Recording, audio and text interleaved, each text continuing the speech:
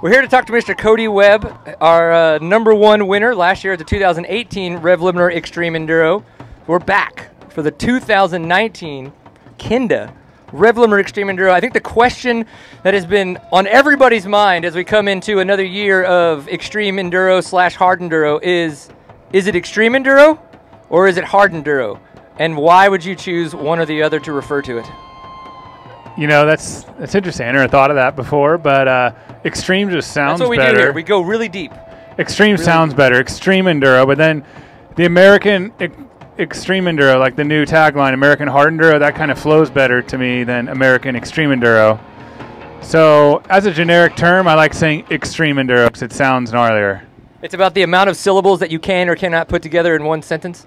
Yeah, something like that. An American Hard Enduro, it flows nice. You can just call it for short. But, you know, I like Extreme Enduro, and I'm going to stick with it.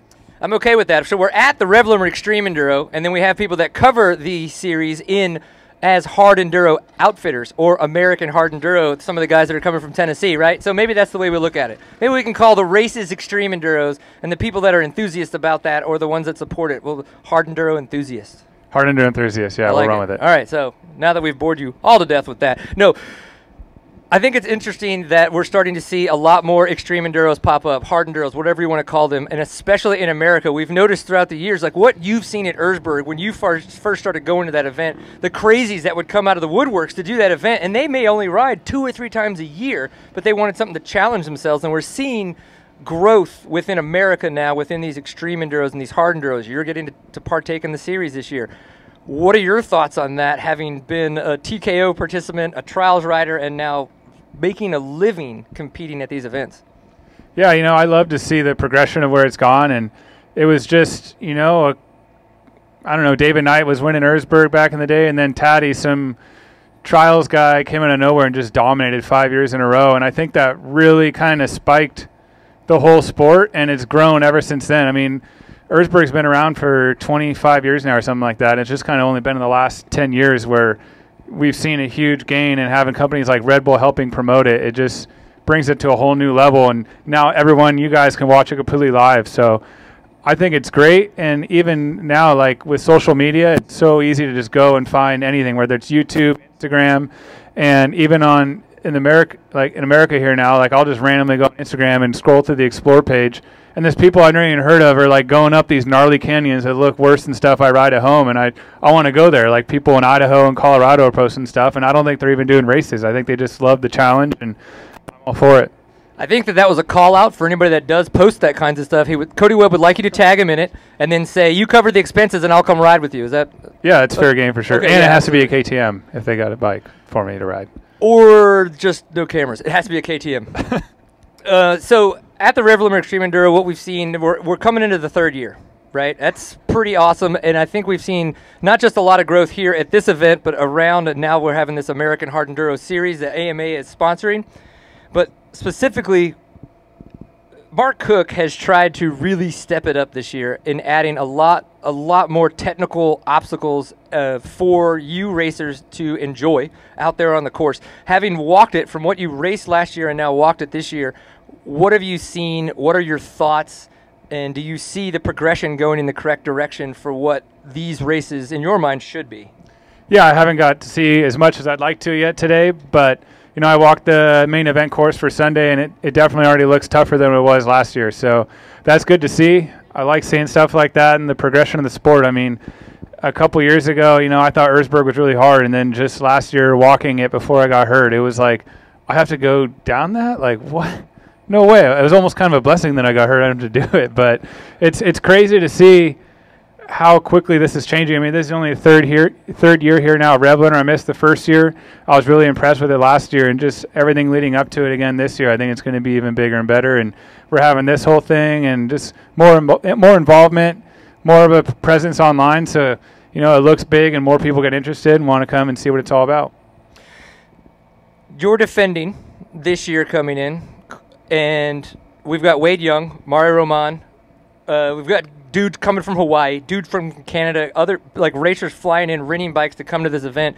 How do you feel about defending your #1 here at Revlimiter?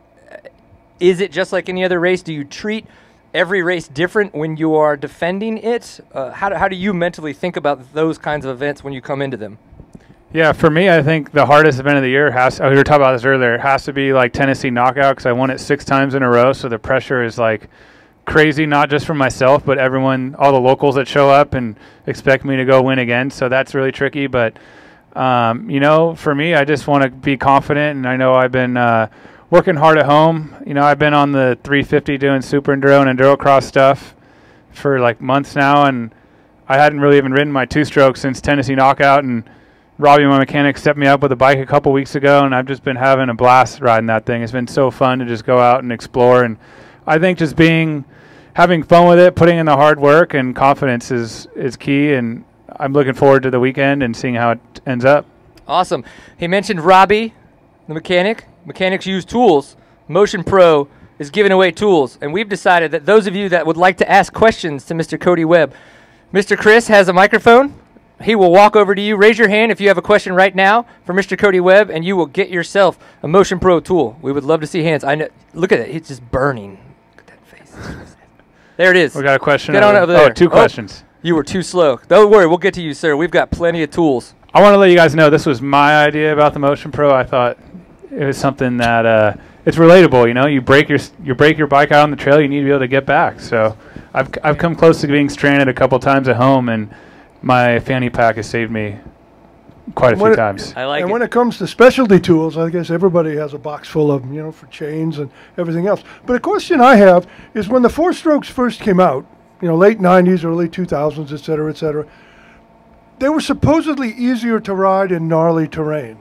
You know, they didn't wheel spin, they didn't break loose. And yet now we're seeing 2-strokes coming back and taking over. Well, what has actually changed in the 2-stroke of today versus the 2-stroke when 4-strokes took over?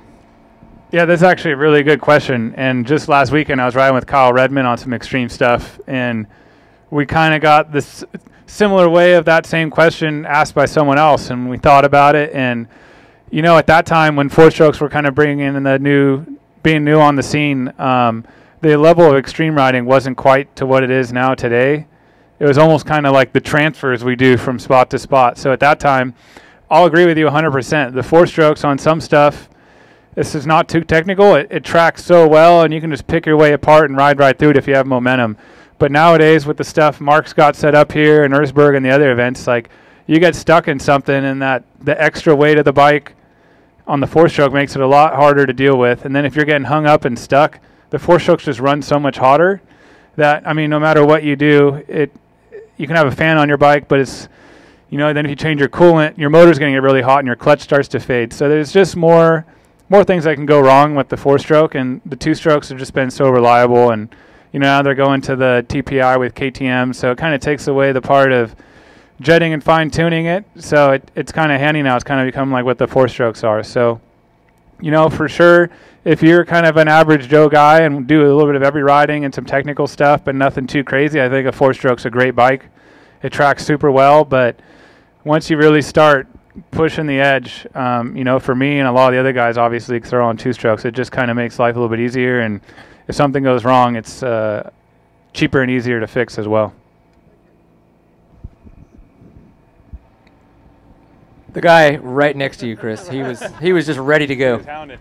So as a fellow ME, I think it's really cool that you have an engineering degree and still doing really cool stuff on a bike.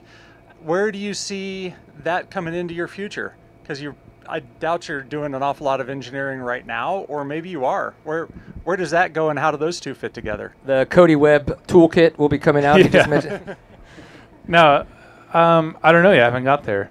I'm still enjoying riding too much, and I've worked a little bit when I first turned 18 to 22, steam cleaning tractors, and it wasn't very fun. So riding's a lot more fun. But, you know, I wanted to get my degree, and I got it done. And for a while, it was about a little over a year, I was interning / working, I guess, at Bell Helmets, because they're not too far from me. So I was doing a lot of CAD work and breaking things in the lab, which was fun. But again, I had a lot of fun breaking helmets and testing things in the lab with the impact test, but when they put me on the computer to do CAD, then I wasn't having fun anymore. So luckily that ended and I got back to riding. So, you know, I don't know exactly what I want to do yet, but when the time comes, I guess I'll get the feeling for what I want to do. But obviously, I want to do something in like the research and development side of things, and I would love to be a tester where I get to, you know, I have the abilities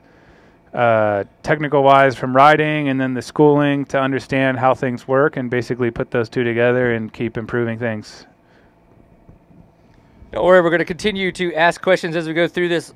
You mentioned on the TPI bike, and I want to kind of touch in a little bit on that. While we were walking out there, I did get a chance to walk and talk with the Cody Webb, and it's very interesting watching you pick your line choices and realize that you're probably just going to ride over everything. But you mentioned that I might change my gearing, and it got me thinking. I was like, oh, okay, like Cody Webb is walking the track, the trail, and notating, I'm probably going to tell Robbie we want to change some gearing. What made you say that? What are the things that when you're out there that you see that go, well, we brought a bike out here with these these suspension settings. We're going to change these. We came out with this gearing. I want to change that. So what's the mindset coming in, and then how do you see things out there to then realize I need to make adjustments?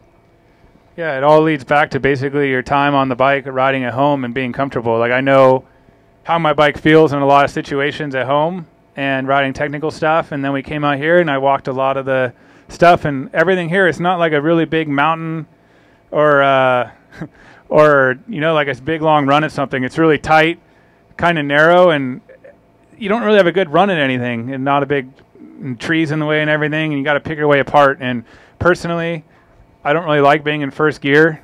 The bike just spins so quickly and you spin out, and second gear a lot of times, if gearing's a little bit taller, and this stuff, you know, if it was in big hill climb at Erzberg where you can just rip wide open up it, I would leave my bike just the way it is. But after walking, we're going to try it tomorrow and see how it feels with a little bit easier course. And basically I want to try and possibly gear it down because everything's so short. I want to be in second gear, especially if it's raining. I don't want the tire to spin. I want the bike to hook up. So with taller gearing, when we were walking, I was saying, I think the bike's going to lug a little bit too much and I'll probably stall it more than I want to. So, you know, I just kind of take notes as I'm in my head, as I'm walking things, see how I'm going to plan out and do it. And that's why getting here a little bit early, walking things also helps a lot because you have a idea what it's going to feel like later on the bike. Right. And then you also get a chance to do awesome Q&A events like this that Red Bull, one of your main sponsors, puts on. Thumbs up, Red Bull. Yeah, you know, Chris at Red Bull here asked me if I wanted to do something, and I was like, well, I'll be there early, and I want to just help the sport of American Hard Enduro grow because, you know, I really enjoy it, and I think it's on the rise right now. So anyways, I just want to help everyone out. And one more TPI thing. I believe, if I remember correctly, last year when you came, that was one of the first times that you had actually ridden a TPI bike and had never raced it. Now, you've been on them for a lot longer, so what was that like coming to that event, or coming to this event, and being on a TPI bike and having never raced it, and then now that you've been on it for a year and racing that bike throughout the world, you know, where are you at now with that technology, with that bike, and maybe things you've learned that we would have no idea about?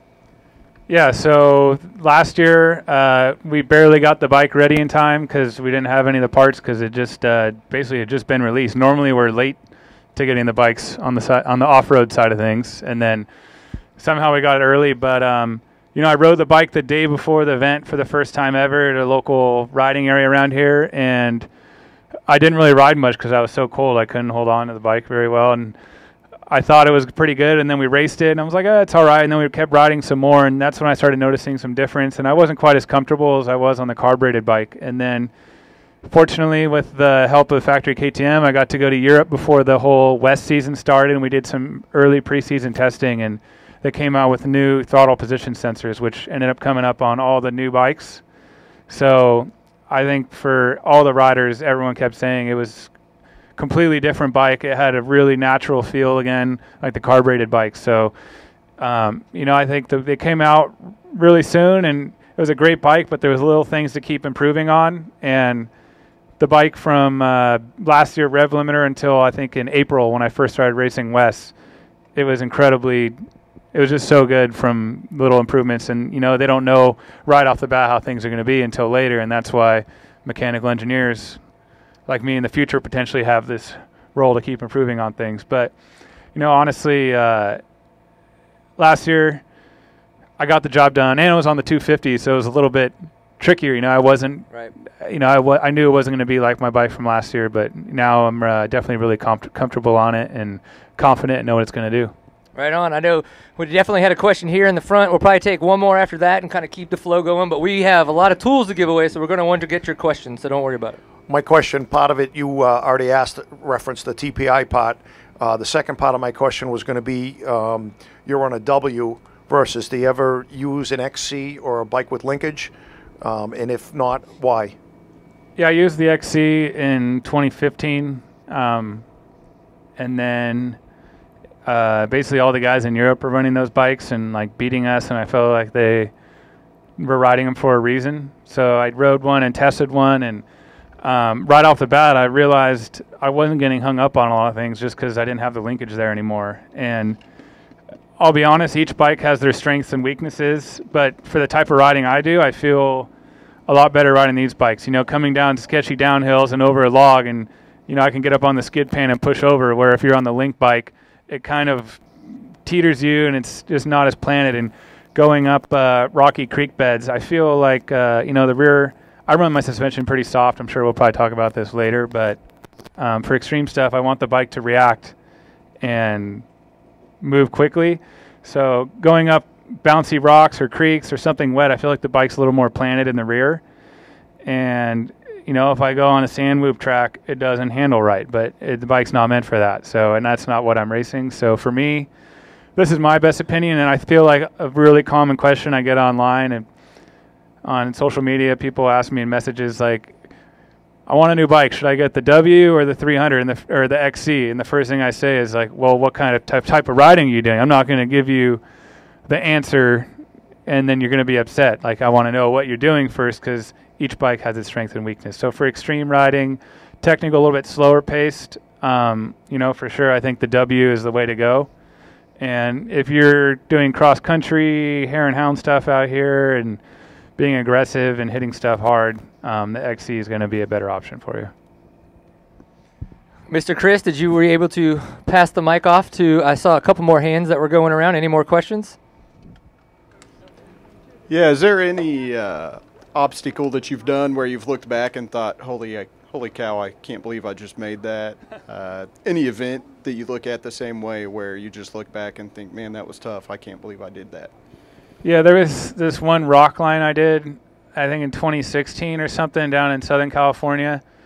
And I was like riding by on a trail, and off in the distance I see this magical rock thing that it was meant to be. And I lined it up, and it took me a couple tries. I bent my subframe crashing off of it, but I made it once, and of course I had to put the time I made it on social media because then it's cooler. But after that, I don't know. I probably shouldn't have done it, but I feel like I had to, and I was pretty happy with myself. And in terms of races, I don't know, Erzberg's definitely up there, being able to get on the podium at that event.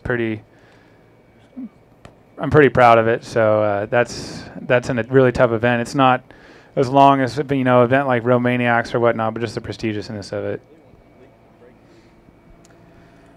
First of all, thank you for talking to us. We really appreciate it. So I'm a fairly new father. My boys will be 2 in March, and I guess they like watching you guys on TV already and everything. So if you had to give advice on how to get to Cody Webb's level, where would you want to start them? Is it like a well-rounded thing, or should they focus on one discipline? Or If I could, they need a sausage suit, Yeah. one, so they can be a trials rider. I didn't have a sausage suit until I was like 22, though. Liar. Yeah, I don't know. I look back on how my career went, and I don't know. Growing up, I think I started on a bike when I was 3 or 4, and my dad competed trials, and my mom always told me that dirt bikes and motocross were dangerous, so I wasn't allowed to have a dirt bike. So I rode trials my whole life, and that's all I did. And I think now the kids are even more fortunate than where I was. Like, when I was growing up, you either had like a TY80 for a trials bike, and that was like 1976 technology. Like, it was pretty outdated. Now everyone can buy an Osset. I think those are huge to teaching kids technical skills right off the bat. So I wish I had one of those, but the battery probably caught fire when I was my age. I don't know if lithium was where it is today.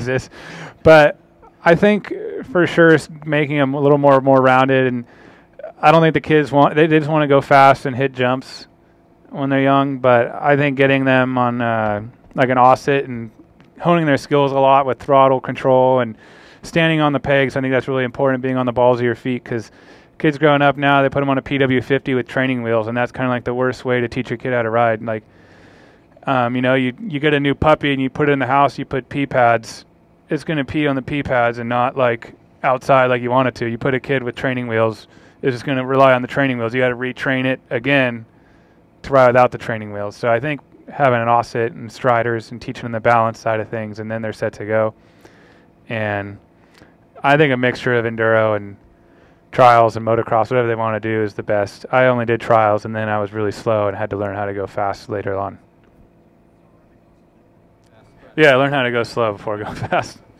To a little offshoot, I've got a couple 12 to 4 right now, and we are on the Osset train, but in the past couple of years, the Stasic bike has come out, and that looks like a really good platform to work your child from the Strider to maybe an Osset, because of the fact that where they've placed their feet is lower, so it's right by where they would have them when they're kicking, and as well too, the charging capacity is way easier. Owning an Osset, that's a nightmare to deal with, to plug in all the time, where the Stasic is just like your Ryobi, right? You pull off a lithium battery, plug it into your charger, stick it right back in, so you can have 2 or 3 of those ready to go. You don't have to charge it overnight every time. I mean, just because I'm in the midst of it right now, maybe there's... I don't have kids yet, so I'm not fully aware. He just got married, so yeah. If he already has a kid, he doesn't know about it yet. Okay? It's on the way. Maybe it's baking. Who knows? If we got another question, we can go for it, or we can go into some more. I've got all kinds of stuff. JoJo, let's go with you, and then we'll talk about you in Europe and all the fun traveling you've done. Okay, so my question is kind of like a 2-part question.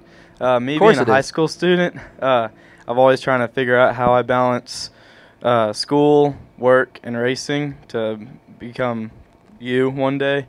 And then I forgot the second part of my question. Perfect. Yeah. Was David a question? You need to take better notes in class then, so you remember what's going on. You know, luckily in high school I went to like a small school and all the teachers knew me, and it's funny, they did like a senior roast at the end of the year, and the teacher gave me a big envelope that was like massive, and he was like, here's Cody's list of excuses for why he had to leave school again. But, you know, I had a personal relationship with the teachers, and they probably didn't support what I was doing, but now maybe if I'm in the local newspaper, they're like, oh, I knew that kid. But in high school, I think it was a little bit easier because I had that relationship with my teachers. And then when you go to college, they don't really care as much anymore. And if you're a dirt bike rider, you're ruining the environment, so they don't support that, of course. So it was tricky. It was just a lot of time management, you know. And if you know, at school, when I was in college, I don't remember high school as much anymore. It was a while ago, and I wasn't racing as much then. But in college, you know, every time between class, I would just go to the library or like a student learning type center and just do my homework there. And, you know, you just got to crack down and focus on as much as possible. And then if I had a long enough break, I had my road bicycle with me at school, and I would just hop off and go on an hour and a half bike ride and then go back to class that night sweaty still from riding. But I didn't care because there was a bunch of guys in engineering school, so it didn't matter. So you had to manage your time like that. And then when I'd fly to events later on doing Super Enduro and stuff in Europe, I'd be writing 2 or 3 lab reports at a time on a plane, typing it out. But it was kind of cramped because I'm a little big. So it's just whenever you have that free time, you got to be putting it towards your homework. And that way, you know, if you do your homework correctly, you shouldn't really have to study that much for the tests. I don't know. That's how I ran it, I guess. Don't have free time. Don't just sit there on your couch and scroll through Instagram, basically. I have all kinds of things I could say there, but now that Red Bull's in charge of this, I should probably. It's not all seat time right now, is it? We gotta. No, yeah, we gotta be fresh. Can't be that kind of lowbrow. So you've traveled the world for a long time. you actually were, as you've competed at the ISDE, which is awesome on the enduro side of things, but you were actually competing at the ISDE for trials way before that. So with all of the travels that you've done around the world, from trials to Super Enduro to the ISDE, and then following Wes, even before Wes, what did you learn about yourself and how you needed to prep for an event? What were some of the wins that you came across, and what were some of the losses that then made you realize you had to change the way that you had approached the traveling, the racing, and being so out of the norm of your daily life? Yeah, you know, being here in the States is not so bad because the travel is not as rough. I've driven across the country a couple of times by myself. That wasn't very fun, but luckily those days have kind of passed for me. But, you know, being here in the States with Robbie, it makes it all a lot easier and convenient. You don't have to worry about the time change issue. And luckily I've flown so much now, and I got smart enough to get a United Airlines. I'm not sponsored by United, but I got a credit card and just started buying all my flights with them and building points. And now I can sometimes get lucky and get an upgrade going to Europe. And you know, it's so tricky to go over there, and if you've never experienced jet lag, it's really a downer.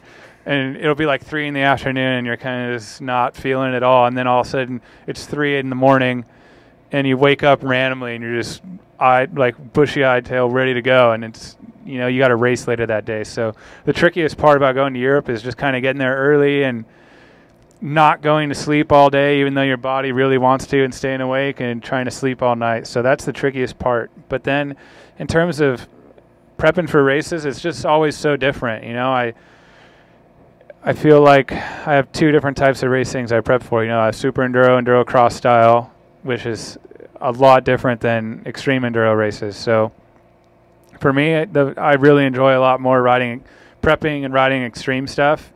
But unfortunately, you know, you go to Erzberg, you spend a week there walking, you're sore before you even race, and then if you win the race, like, you win a rock. Like, it's like, here's your rock. But, you know, going and doing Super Enduro, you know, it's pretty nice. You're racing in front of arena. I can make money. You know, it's kind of nice. At the same time, I enjoy doing this, but I do have to try and make a living out of it. So that's why I do Super Enduro and stuff like that, just because it actually pays us versus a lot of the Hard Enduro stuff in Europe, where it's kind of just more like based on pride. But prepping for races, like last year, the very first round of West was in Lagares. And everyone kept telling me how insanely hard it was and how slippery it was, and it was probably more difficult than Erzberg. And, you know, so I went this year with that mentality, thinking about that, and I qualified first. I was the first guy out on the course. In my mind, I was thinking, okay, it's really hard, conserve yourself. And the first lap came by, and I went from being in first to 7th, and I was like, what the hell? Like, I don't know what's going on here. Like, I was kind of defeated, and the second lap, I just went out, and I sprinted the whole time, and I ended up getting back behind, catching 2 more guys. I got by Graham as well, but it didn't matter because they had beaten me on adjusted time at that point. But it made me realize to not think about what other people say about a race and focus on yourself. And if you're comfortable at a certain pace, stick to it. So, you know, my first lap, I was almost still fresh because I was saving up for something that never really came, because it wasn't the conditions were good that year, so that's why it wasn't as hard. Right. But, you know, so from then after that, I came home and I feel like I got my butt whooped, even though I was still kind of roughly in the same time gap as the top guys. So when I went home, I just went out and hammered and just hit my extreme stuff as fast as I could over and over again to up my intensity. So, you know, you kind of realize if there's a weak thing in your whole program and try and maximize it. We mentioned Super Enduro, how does the Super Enduro being in an arena and then Endurocross here being in an arena, how do those 2 series compare? I have obviously never been to a Super Enduro. That's travel expenses that I can't afford. But I've been lucky enough to go to a couple Endurocrosses here in the States, and it's always a great time. It's a lot of fun. Even raced a couple in the amateur class. But from what you've seen, what you've competed, you've been championship of both. You know, you've won both. How do they compare? You know, the Endurocross here is definitely good. It just kind of lost some of its momentum the last couple of years. I think that's mostly in part because of the whole Hard Enduro thing growing in the States. And with it being primarily a West Coast series, I know a lot of guys on the East Coast want to do it, but financially it's tough to go to. And, you know, with Super Enduro, it's just, you have all the different countries, so it's managed differently. So they have the prestige class, which is the top guys, and it's the best guys in the world, minus a couple guys from the States. But, you know, you have the top Hard Enduro guys in the world, and the competitions, a lot more can happen in those races, and it's shorter. People don't get tired. It's more of a sprint, so it's super wild. And the opening ceremonies are crazy. There's like fire-breathing girls and people in leather and shooting sparks. I don't know. The opening ceremonies is bizarre compared to, it's like a show on its own before we even get to race. So I think that's really exciting. And for the amateurs, you know, if we go to Spain or Hungary, it's only people from that country. They call it the nationals class. So it's a lot easier for those people to race. It kind of be like in Endurocross here in the States, the final round a couple times. In Ontario, they had the District 36 people. So like everyone, they had there was a reason for those local guys to show up and race it because there was a competition between them. Right. And I think that's what's nice about Super Enduro is they have the national class, because as an amateur, they're not going to travel from Spain all the way to Hungary to do a race, but it's an incentive for the locals to show up and race it. So it's excitement all the way around, and it's crazy. It's just far traveling for me, so I like Endurocross because it's close. Right. Okay, before we throw it to you guys to get another question, first Endurocross championship or first Super Enduro championship was better for you, or one that made you feel a certain way? I think the first Endurocross championship meant a lot more to me. I mean, Super Enduro was huge, and the level of riders that were there that season was incredible, and I squeaked away with it. But your first championship is hard to top that, so I'll take my first one. I like it. All right, anybody? If Mr. Mark has the microphone. I do have a question. So, with most of the European extreme races, it seems like they're multiple days or they're long loops where we're not doing multiple short loops. In the U.S., we seem to be doing a lot of the knockout short loops. A lot of that's because of land accessibility.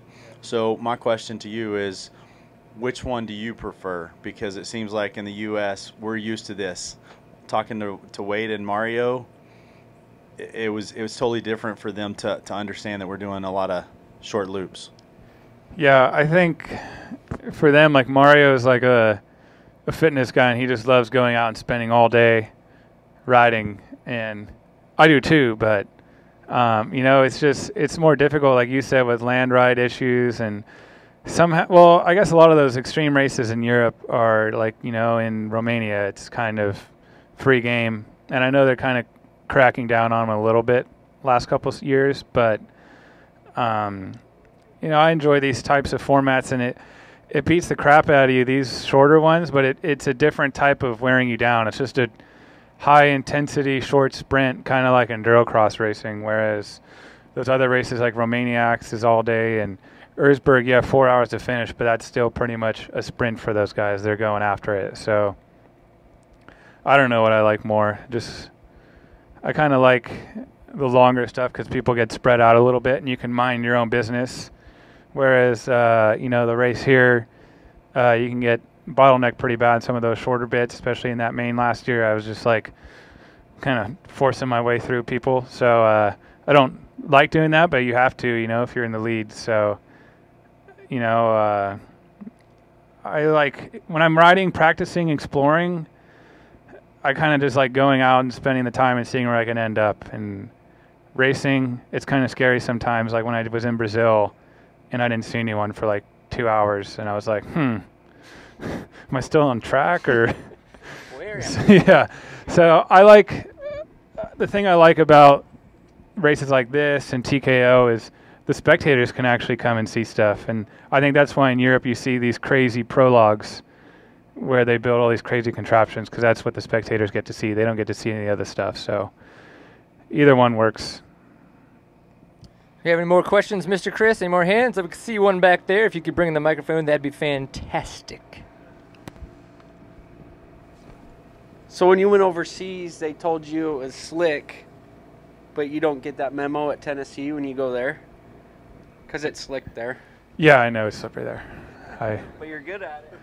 Yeah, I grew up riding in a nice little oasis in the Santa Cruz Mountains on my trials bike, so I learned about throttle control there.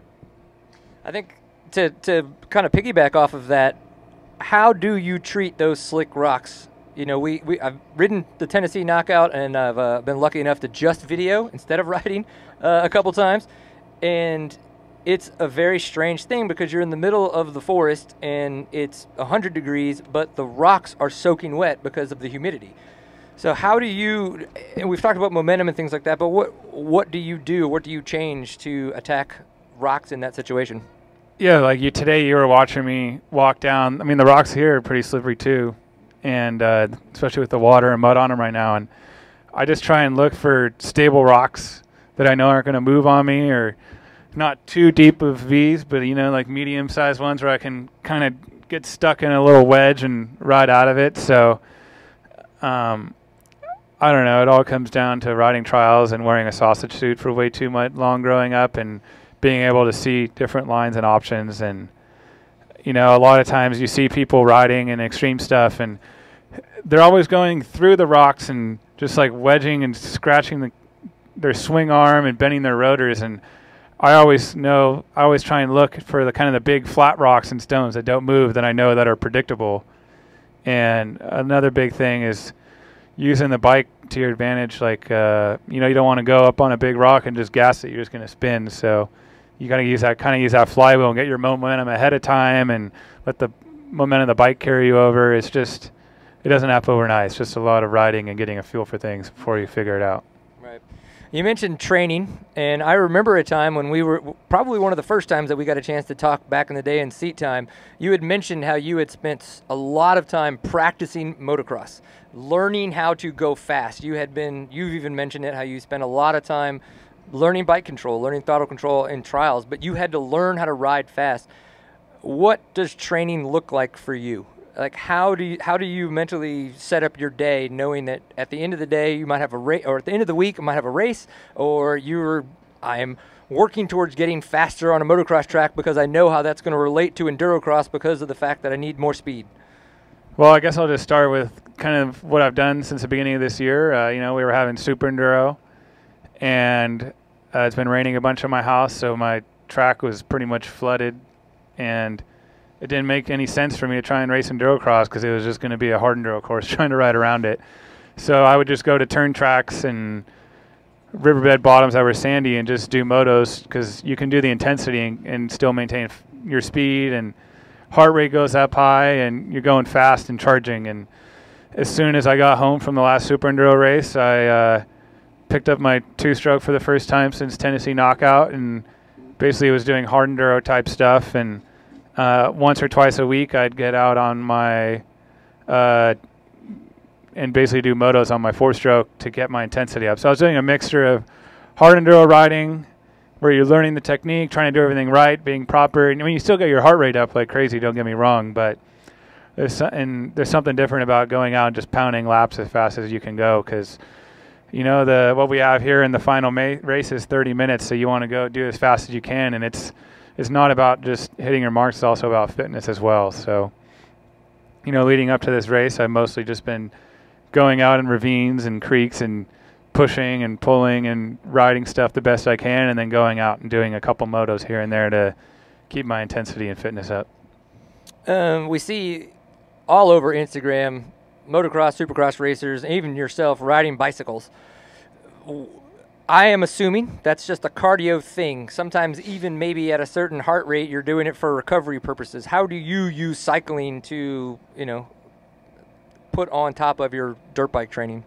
Well, I use mountain biking for fun because I enjoy it, and there's really good trails by where I live. And, I don't kill myself going up the hill. Everything I do on the bicycle is just kind of like base training. I get my high heart rate and where I strain my body on the bike doing as much as I can. So everything I do on the bike is just kind of building a strong base, or maybe like even you said, a little recovery. So, when I'm riding my mountain bike, I'll just cruise up with my buddies up the hill and I don't kill myself. And then I go down as fast as I can go. because it's kind of like practicing on my dirt bike as well and line choices. And then I have a road bike as well, and it's almost kind of like everyone says they hate it and it's not very fun, and they ride it's not that fun, but at the same time it's kind of like a self meditation for me. I kind of just go out by myself and think about things, and I'll do some sprints here and there and charge hard, but everything I do on the bicycle is mostly just for basic fitness. I don't want to kill myself when I'm on the bicycle, because I do that when I'm on the motorcycle. Right. I'm going to start asking a couple nutrition questions, because I remember when riders like yourself were on Seat Time, like nutrition, we all kind of questioned that. But before I did that, I wanted to see if that we had anybody that wanted to get some amazing Motion Pro tools that had questions. Do you have a question? You want to ask Cody Webb a question? All right, go get the microphone. Okay. You're after this guy because you're moving too slow. I just want to know how you go that fast. Oh, we'll get there. No, see, he's got the microphone. I don't know. I know they each have their place. A lot of us from North Idaho are two-stroke guys. I just want to know your opinion on the now age-old question, two-stroke or four-stroke. What do you prefer? Not based on where it stands that you're riding, just what do you prefer personally?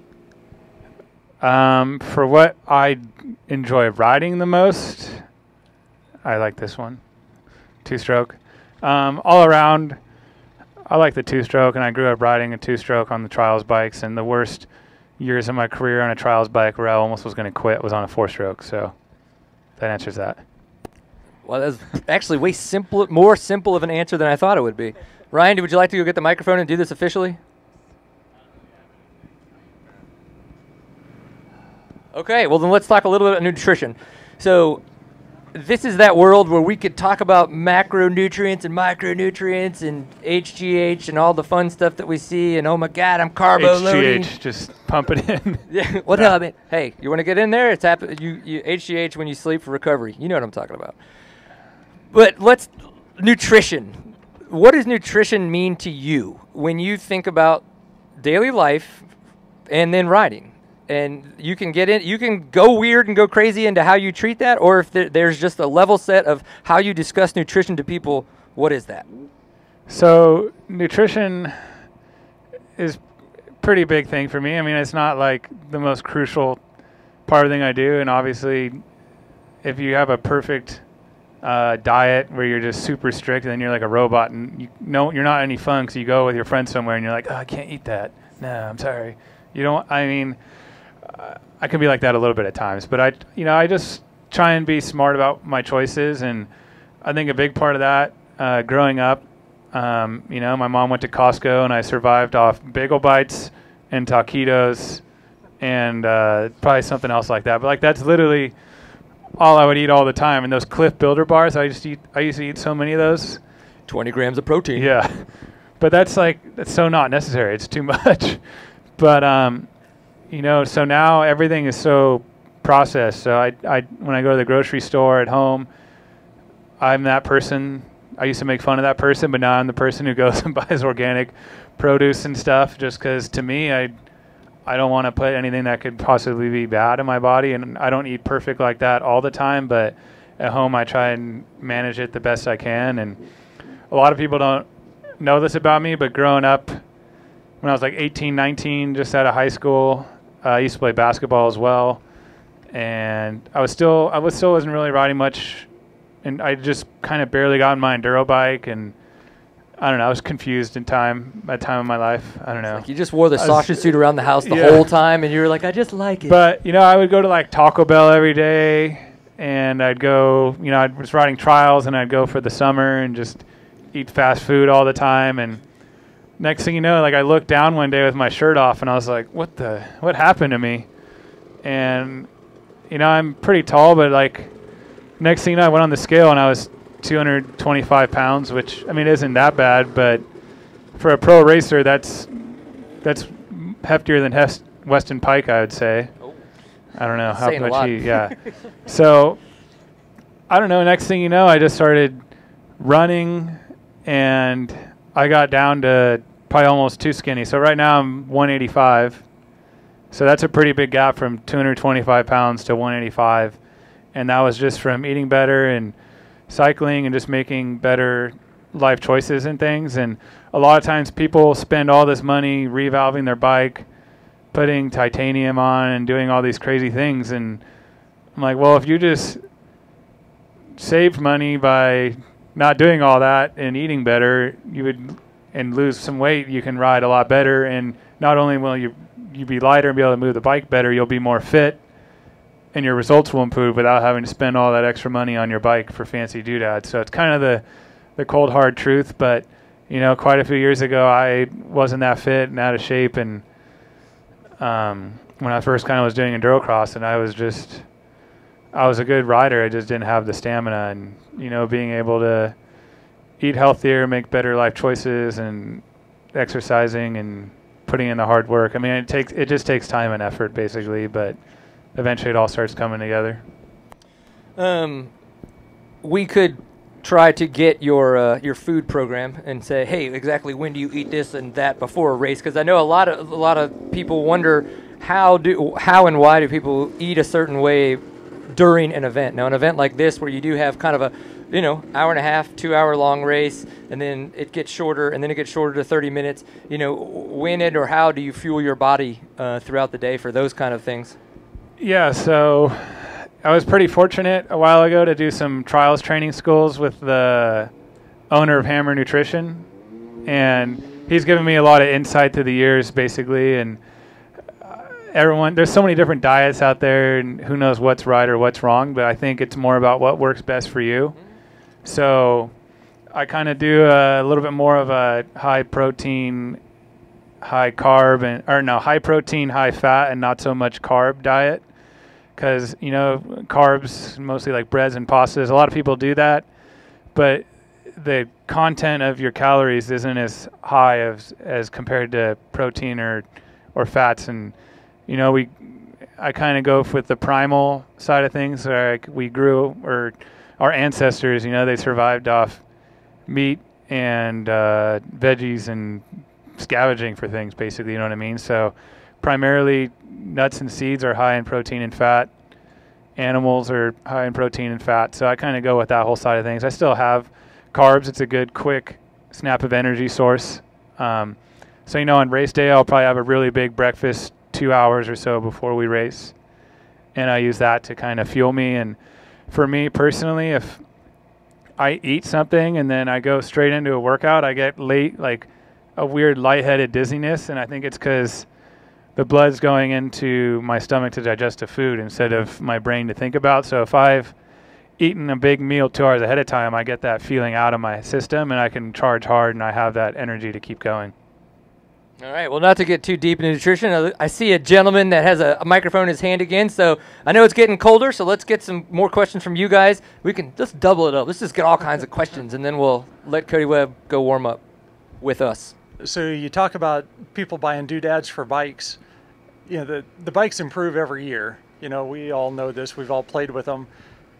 How big of a problem would it be for you to ride a 3-year-old bike?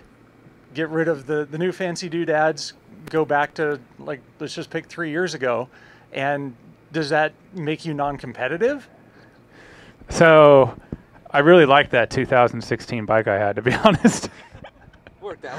Yeah, that was a really good bike that year. But no, I know what you mean. And I've ridden the stock bike. I mean, my bike has cool doodads on it. The coolest part for sure is the factory suspension on it. But I've ridden my extreme trail with bone stock suspension before, and I still think I almost rode up my extreme stuff faster than what I could on this stuff. But the good thing about having the factory stuff is all around it makes it better. So, you know, I can do the extreme stuff and the faster stuff a little bit with this. But for sure, you know, being on an older bike is not going to be the best. Everyone wants the latest and greatest, but you know, this bike still is not so different from the last couple of years. I think we'll see a big change next year with the bikes, and then that's when I'll tell you need to step it up and get the new one. But you know, it definitely helps having a lot of the suspension and stuff. But as a whole, I mean, besides my FMF pipe and muffler, it's my motor settings and everything is exactly what you can buy on the showroom floor on this bike. Any other questions? All right. Yeah, the mapping on this bike, from what I know of, is the same as what everyone else has currently.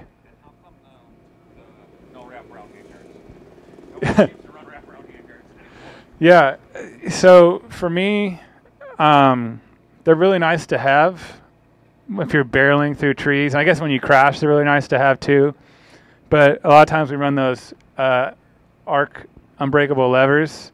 So if you fall, you don't have to worry about that so much anymore. And then for me, it's more of like a rider feedback thing with the wraparounds. Some of them have a kind of rubber mounted things that allows them to flex a little bit, but basically it makes the handlebars a lot more rigid, and you feel a lot more of the little things compared to having like the normal tapered bar and get that feel. What do you guys think? Any more questions, or are we ready to let everybody go warm up by a fire? All right, cool. Well, Mr. Cody Webb, thank you for coming. Where can people find you if they do not already follow you on the social medias? Instagram, Facebook. I'm trying to YouTube things more often now. People gonna like get into the vlog videos. life. It just takes a lot of time. And I don't like talking. I'd rather just like film me riding or have someone film me do things, and I'll piece it together. I like it. Well, definitely. What is it? Cody Webb 2 on Instagram, I think. What are your? Yeah, Cody Webb 2, not Cooper Webb 2, not that guy. Cody Webb 2 on Instagram. Cody Webb something on YouTube. Cody Webb. I don't know. Just type in Cody Webb somewhere and you'll find it, I guess. I like it. Well, I appreciate it. Thank you very much to Red Bull and, of course, Motion Pro for giving away some of the stuff. For you guys for coming to the Revlimiter Extreme Enduro this year. I'm Brian Pierce. You can find some of the stuff that I do at Seat Time. So seattime.co or anywhere on YouTube. Just search for Seat Time. You see cool shit on dirt bikes. Yeah, you can see, if you look in the archives of Seat Time, there's probably some stuff of us talking that was partially non-politically correct. So yeah, that's where it got a little bit more weird. Yeah. Thank you, guys.